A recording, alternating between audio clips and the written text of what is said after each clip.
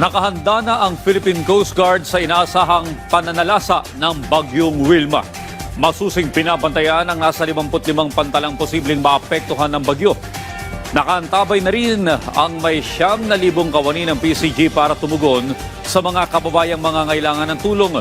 Sa kasalukuyan, nakapagtala na ng 4,631 stranded passengers sa iba't ibang pantalan.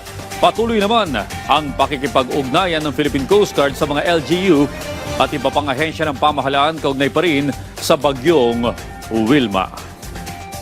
Kanina nga po, Asik Joey, meron na rin po tayong kinandak ng mga preemptive evacuation, particularly po sa area po ng Sitio Dulong sa may Surigao del Norte dahil meron pong pagtaas ng tubig. So, yung mga stranded passengers naman po natin, again, na-mention ko po kanina, we are in coordination with the LGU sa pagbibigay po ng assistance sa kanila at patuloy rin po ang ating isinasagawang mga information campaign, particularly sa mga coastal areas po, para po ating i-remind po ang ating mga kababayan na kung kailangan po magsagawa ng preemptive evacuation habang dadaan po itong Bagyong Wilma, ay sumunod po sa mga lokal na otoridad para po sa kanilang kaligtasan.